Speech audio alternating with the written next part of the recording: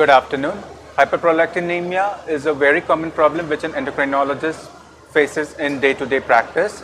And to enlighten us on clinical aspects of hyperprolactinemia, we have Professor Lee from Korea. Welcome, Professor. Thank you. My first question to you is, what are the common causes of hyperprolactinemia and how commonly do you face it in your practice? Prolactin elevation is very common in endocrine clinics. Mostly, there are so many different causes of prolactin elevation. Physiologically, pregnancy and some lactation, this is a physiologic elevation, but there are many pathologic elevations such as hypothalamo pituitary disease, and other causes also pituitary cause. In pituitary region, prolactin producing tumor is more common in clinical field. And in general, chronic disease conditions such as hypothyroidism, chronic renal failure, prolactin elevation is also occurred. And interestingly, there are many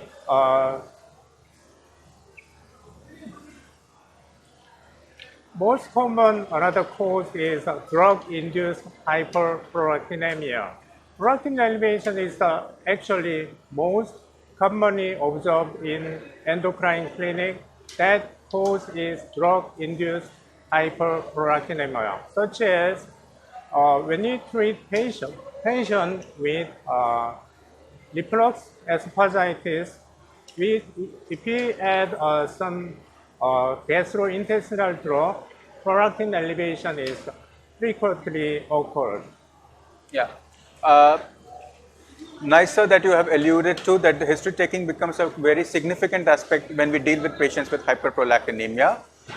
As you have said, there are many drugs which cause hyperprolactinemia. So when we elicit from the history that the patient is on a particular drug, say for example either domperidone or levosulpiride, how many days do we have to stop that particular medication before we test for the prolactin levels again? I think that is very good question. And at least 3 days, we have stopped the medication, 3 days only. So before measuring serum prolactin, and only 3 days we have to start medication. That's enough. Yeah. So that's a very significant aspect from Professor, that we have to stop the medication, the culprit suspected medication, for about 3 days before going ahead with a second test of prolactin.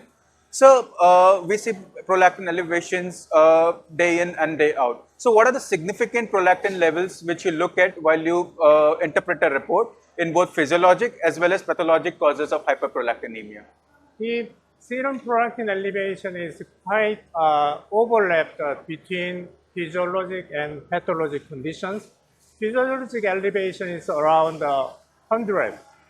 From 25 to 100 is physiologic elevation. At least higher than 100 is pathologic condition.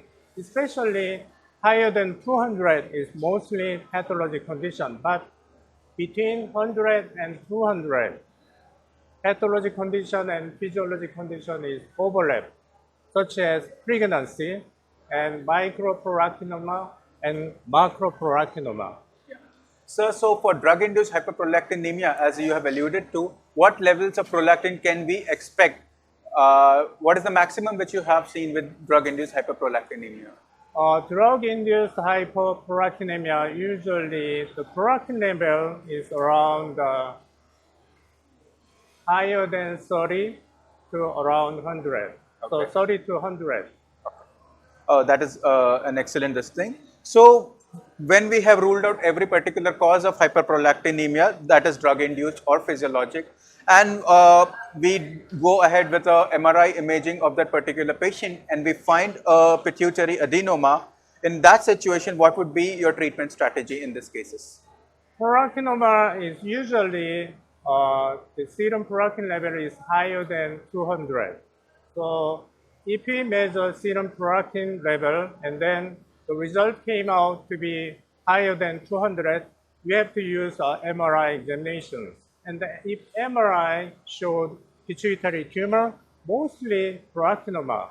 And luckily, prolactinoma is well treated by medical medicine. So most medicine is a dopamine agonist. Okay. So, in the dopamine, what kind of medicine for the treatment of, there are various dopamine agonists which are available. So, which are the recommended ones and which do you use in your clinical practice? So we have the two distinct dopamine agonists. One is bromocriptine, the other one is cabergoline. Bromocriptine is developed around almost 60 years ago. Cabergoline is about 30 years ago. But recently, cabergoline is much more effective than bromocriptine in terms of the side effect. The cabergoline, the side effect is much less than compared to bromocriptine. So, once you start, let's say, treating with cabergoline, how frequently do you ask the patient to monitor the prolactin levels and come for follow-up visit? That is very good question.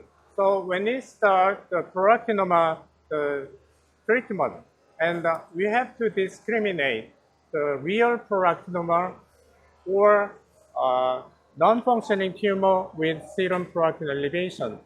Non-functioning tumor also has elevated serum prolactin because stroke dispersion effect.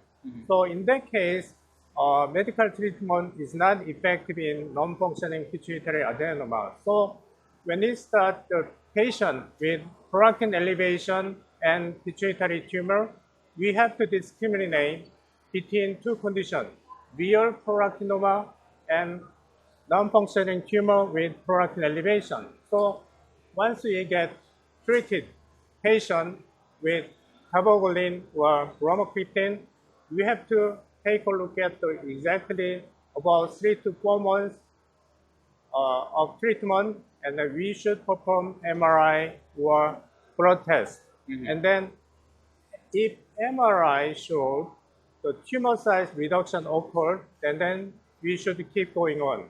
But otherwise, tumor is not shrunk, then we have to consider surgery. So the thing is, there is something called as resistant prolactinomas when the prolactin does not come down even after the usage of dopamine agonist, let's say cabergoline. So my question to you is, what is the maximum dose of cabergoline which you go for in those kind of patients before contemplating other kind of therapies? That is very good question. Depends on the clinician, endocrine specialist, and some special pituitary endocrinologists increase the cabergoline up to 8 milligram per week. But I don't use 8 milligram per week. Usually 3 to 4 milligram per week is enough. Okay. And what is your take on valvular dysfunction which is caused by cabergoline? Have you seen in doses which we use for hyperprolactinemia routinely that we have patients who have valvular abnormalities because of it? I don't think the valvular abnormality by cabergoline is common.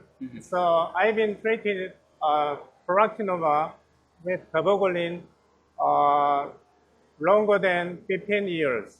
I never have seen valvular heart disease patient, not a single patient. Yeah, that is a very Safe drug. Yeah, that is a very encouraging statement, sir.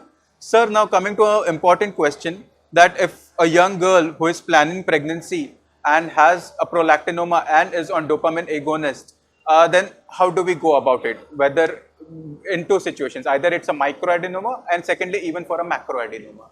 Right. Before get pregnant, we have to at least the maintaining dopamine agonist at least a year. That is enough. Then once, in order to get pregnant, we have to stop medication once we find out the patient is get pregnant. And that is very tricky. But once we treat a patient with cabergoline, and then patients can menstruate regularly, and next menstruation we can expect. And so in order to get pregnant, patients should know next menstruation day. And 5 days have passed the menstruation day, and then start medication, then check whether the urine test for pregnant is coming out positive or negative. Then pregnancy is confirmed and then start medication. And then I ask patient to visit clinic. So, in case of a microadenoma, do you stop the medication, and how do you think you should monitor it during pregnancy? Most prolactinoma, we should start medication, even macroprolactinoma, Okay. right? Start medication. All But right. the abortion rate, spontaneous abortion rate or the mutation rate is not really higher compared to normal pregnancy. Okay. And which is the drug which you prefer, bromocriptine or cabergoline? Previously, about 15 years ago, we don't have medicine for cabergoline. So we had to use bromocriptine, but I've been using cabergoline for 15 years. Okay. It's much better than before. Yeah. So, thank you, Professor, for your kind words. So, that was Professor Lee, who enlightened us on the clinical aspects of hyperprolactinemia, which we face in our day-to-day life. Thank you very much, Professor. Thank you. Thank you for inviting me.